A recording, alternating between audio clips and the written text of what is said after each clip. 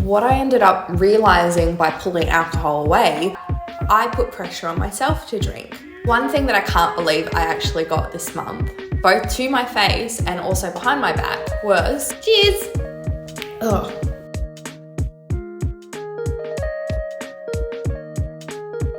So I ran out of my non-alcoholic wine and gin, so to make myself feel a little bit fancy.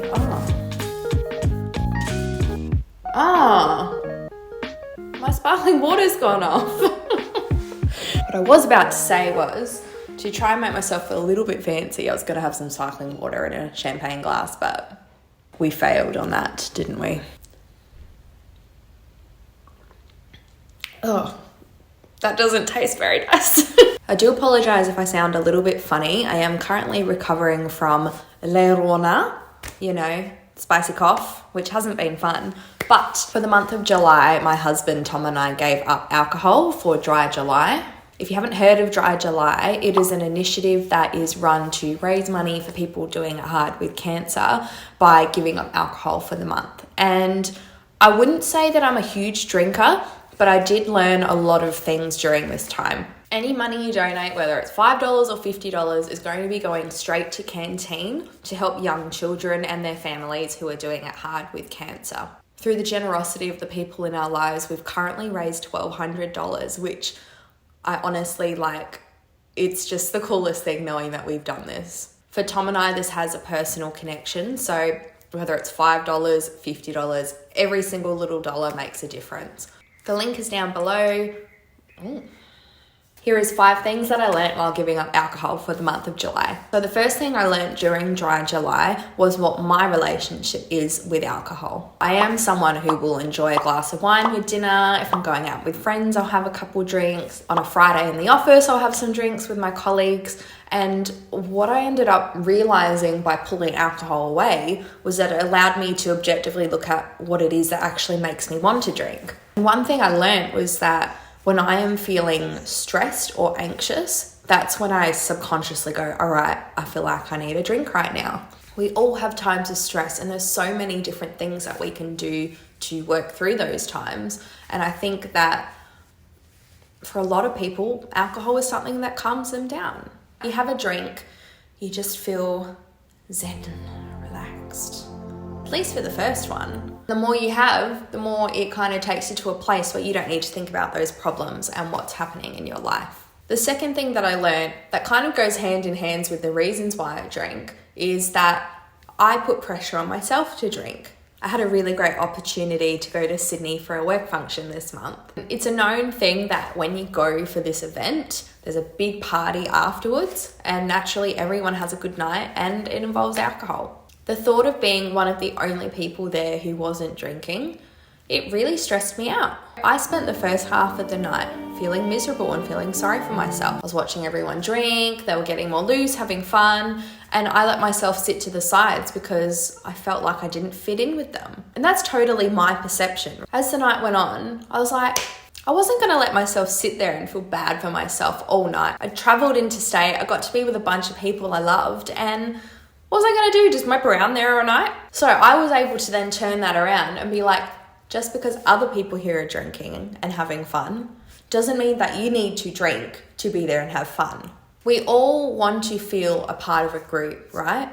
We want to feel accepted. We want to feel like we belong. What I'm basically trying to say is that I'd put this pressure on myself to think that if I wasn't doing what those around me were doing, if I wasn't conforming to social norms, then I don't belong.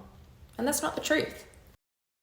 The third thing that I learned is that others will always have an opinion on what you're doing, whether it's alcohol related or not. Dry July made this really easy for me to explain why I wasn't drinking, because I was able to talk about all the great things that I was doing this month, all the money that we had raised. But prior to this, and even actually a little bit during the month of July, I got so many different comments from people. Jazz, why aren't you drinking? Oh, just have one. It's not going to hurt you. And the one that I hate the most. Oh, you're no fun. I don't need alcohol to have fun. And to be honest, it's none of your business why I'm not drinking. I feel like rather than it being like, hey, do you want to drink? No, thank you. It's, hey, do you want to drink?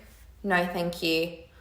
But why not? I don't think you need a reason to not be drinking alcohol. And I think what came out of this experience is that realization that people feel like there is. One thing that I can't believe I actually got this month, both to my face and also behind my back, was people thinking that I was pregnant. Yes, I actually had someone ask me, "Oh, are you not drinking because you're pregnant?"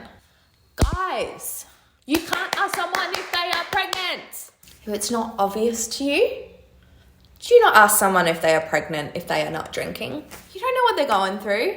Sorry guys, I know I'm on a bit of a rant right now, so I'm going to turn this a little bit more positive. There are so many great things that come out of not drinking, which is point number 4.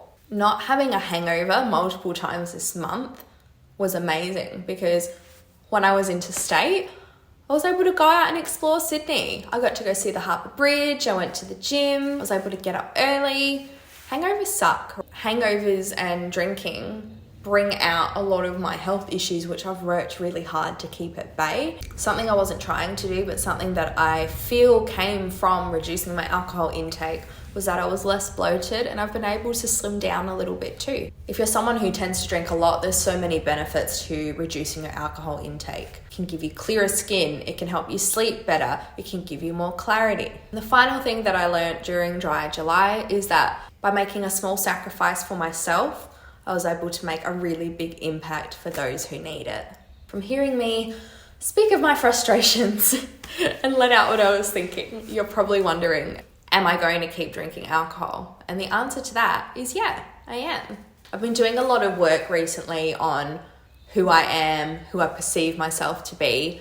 And I think by going through this experience, it's given me more leverage to not care what others think about what I do, whether that is drinking or not drinking, or any other facets of my life. And I'm not going to let anyone pressure me to drink anymore. I'm not going to let myself pressure myself to drink anymore. Does that make sense? I won't pressure myself anymore to feel like I need to drink. If there's anything that you guys should take away from this, it's the opportunity to reflect on what your experience with alcohol is. How much do you drink? Why do you drink?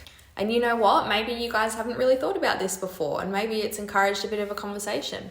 I really learned so much this month, and I hope that I was able to share some of that insight with you guys. But until it ticks over to the 1st of August, I am throwing out this really bad sparkling water. Hope you learned something from this video. Thanks so much for watching. If you're interested to hear what other things I have to say or what else I'm getting up to, you can subscribe to my YouTube channel. All right guys, I'm out. Thanks for watching. That's really lame.